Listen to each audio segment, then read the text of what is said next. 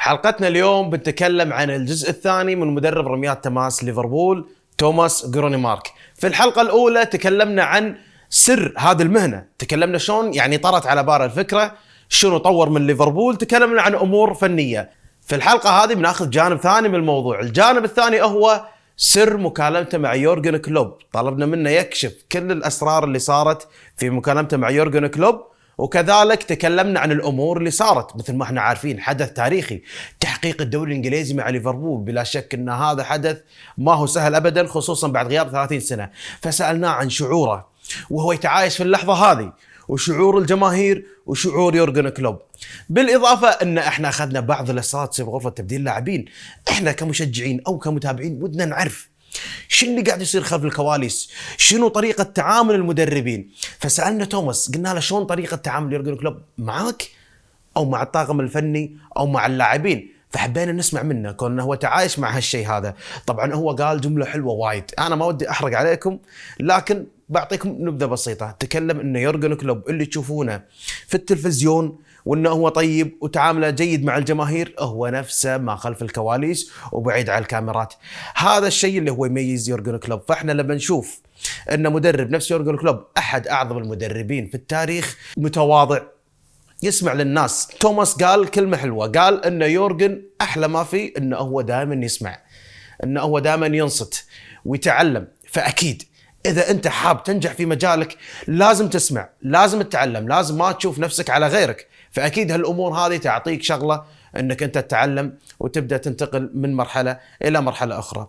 وفي سؤال بعد طرحته له، إحنا نعرف نادي ستوك سيتي، نادي ستوك سيتي أحد أشهر الأندية في رميات التماس، وإحنا نعرف اللاعب ديلب اللي هو دائما يلعب لك كرة تماس، يعني دائما تكون طويلة.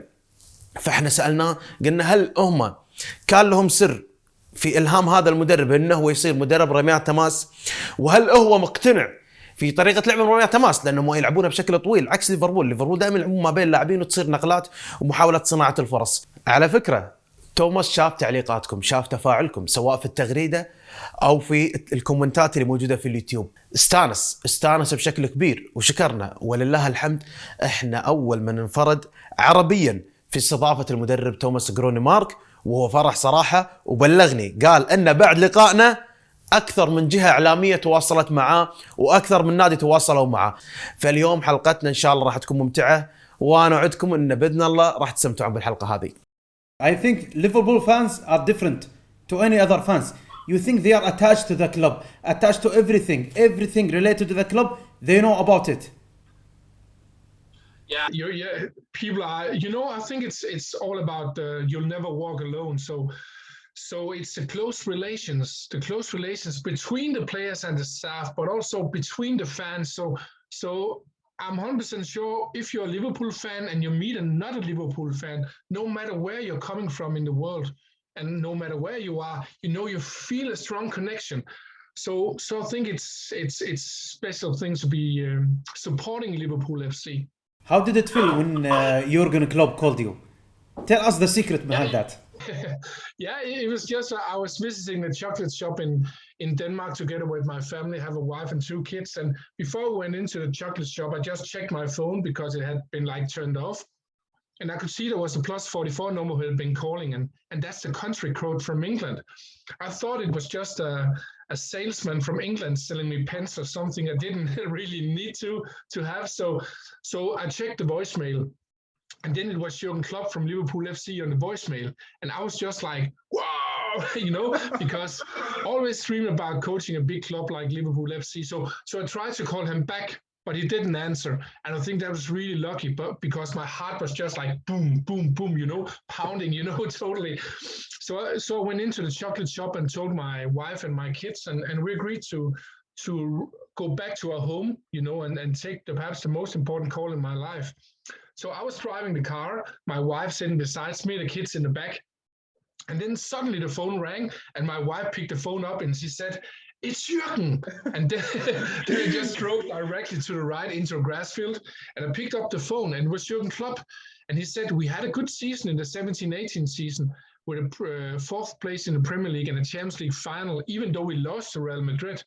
But our throw-ins were so bad. We lost the ball almost every time we had a throw-in," he said. no matter where it was on the pitch. So he invited me to Melwood, the old training ground of Liverpool FC. And it should only have been a meeting, nothing else. But Jurgen Klopp was so convinced after the meeting that already the day after the meeting, I had the chance to coach 21 Premier League players, all the players who weren't injured or at vacation after the World Cup. And then a week after that, I signed my first contract with Liverpool FC. And now I'm here in Liverpool for the 4th season in a row. And like you mentioned yourself earlier, Malik, it's been fantastic winning the Champions League, winning the Premier League, winning the World Championship for club teams. It's been crazy, and not only has it been fantastic for me in Liverpool, but it's also opened my world up as a throwing coach. I'm a freelancer, so the last 4 seasons I've been coaching between 8 and 10 different professional teams. So for example, in this season I've already been many times to England, France, Italy, Austria, and for example 2 times to Mexico too.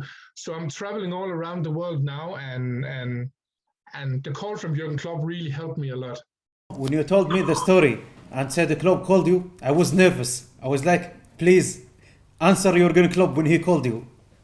And you would say my phone was turned off, so I didn't really have the opportunity the first time. But the second time, of course, I want to answer, because it's like, it's surreal that you're suddenly getting a call from a person you're looking up to. And I think it doesn't matter if it's football, if it's something else in life.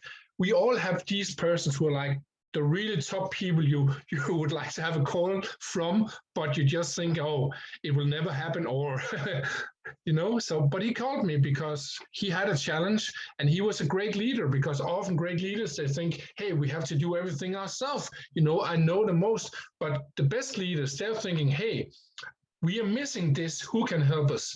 So I think that's really important, no matter if you're a leader or you're an individual person, get help when you have a challenge. And I would also ask you about Jurgen Klopp. You have worked with different managers. What's the difference between Klopp and the other managers? Everyone who has seen Jurgen Klopp on the media, they know he's ambitious. He's a top manager. You also know that, not in every interview, but many interviews, that he's funny. He has good humor. But what many don't like really see, because they don't work with him daily, is he's a really good listener too. And again, back to about getting help, that it's really important for the best leaders to get help when they have a challenge. It's a little bit with listening too. I see a lot of people who are good at things who forget to listen, because sometimes they think, hey, I'm the best. I don't really need to learn more. But I get a lot of inspiration from really many people around me, not only in the clubs, but also people I meet on the street, and so on and so on. And it's the same with Jurgen Klopp. He's a really good listener. He could have said to me in the first meeting, he would have said, yeah, we weren't good at throw-ins, but Thomas, can you do approximately like we did? No, he said, hey, I'm listening to you. I want to know all that you want. You're having a free role here, so you can do what you want with the players, because I trust you. That's a really good leader, because if you can see the potential in a person, instead of just saying to him or her what to do, then listen to the resources, listen to the knowledge. And so one of the things with Jurgen Klopp, I'll say, he's a really, really good listener. And then, of course, he's also a really good relation builder, not only with himself to the persons he meet, but also relation culture. And I've been making over 500 talks for companies here around work, joy, and motivation and innovation. And one of the things I'm telling people is that, it's not the most important thing how competent you are, or how educated you are, or how much knowledge you have. The most important thing is the relations between people in a group, because the stronger relations you have, the easier it is to both give and get help.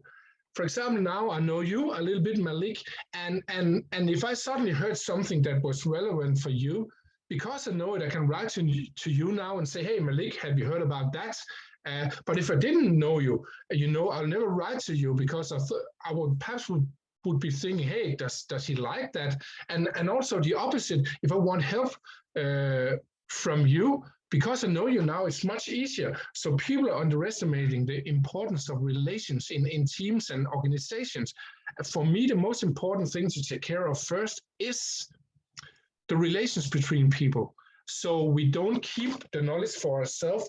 So we are not fearing of giving away our knowledge. So that's one of the things I think that Jurgen Klopp has done really well in Liverpool. Create an organization and a culture where it's okay both to give and to get knowledge from people. So it's not like only the same 2 or 3 people are talking, with each other all day, all week, all month, all year. No, when I'm in the club, I'm talking with, of course, Jurgen, the other assistant coaches, goalkeeper coach, analysis people, Mona, who's with nutrition, the physical coaches. I'm also often talking with security guards, and so you're around the pitch, sometimes they come with an idea. So in organizations where you can let the knowledge be fluent, don't set boundaries for the knowledge.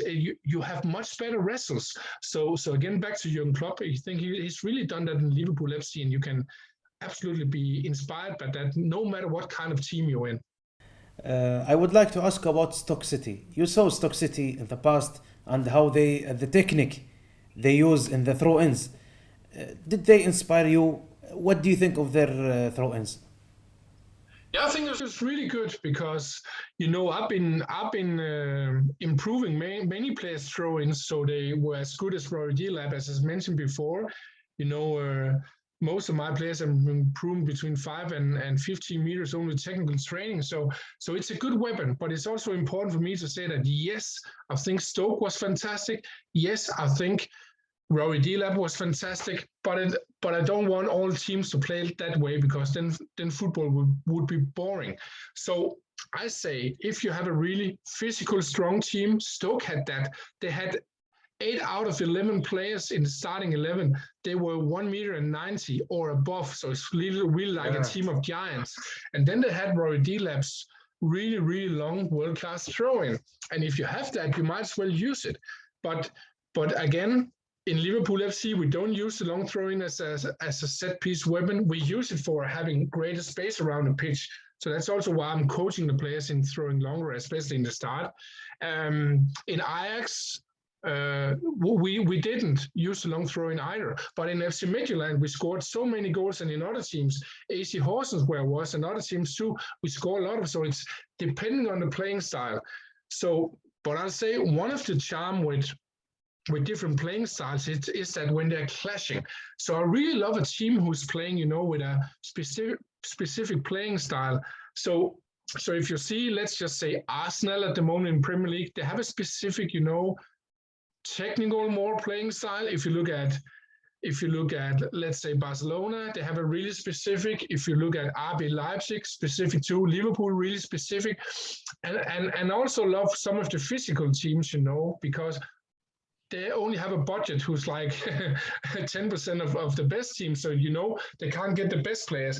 So, I really love is if a team is like going all in on throw-ins. But it's really important for me to say that if you want to go all in on throw-ins, you have to have a world-class thrower, not only a good one, because then it's a little chance of scoring. And sadly enough, I see some teams who don't have world-class throwers who are still doing long throw-ins. I think that's a shame, both for the team itself, but also for the entertainment in football.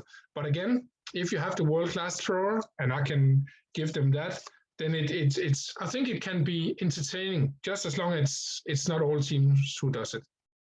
Yeah, it was really great to speak with you, Thomas. I really wish you all the best. And I think it will be a great interview. All the people will love it. Yeah, thanks a lot. And I'll also like to thank you, Malik, because being so positive and, coming here and telling about my job as a throwing coach, my work in Liverpool and other things, when I meet such a positive man like you, smiling all the time, you just want to tell and tell. So thanks a lot to you too. And I hope the very best from you and wish you the best for 2022 and Happy New Year. Thank you very much. By the way, my birthday is on 1st of January. Okay, then happy birthday on the 1st too. Thank you very much, Thomas. It was really a great pleasure to speak with you, and good luck. See you soon.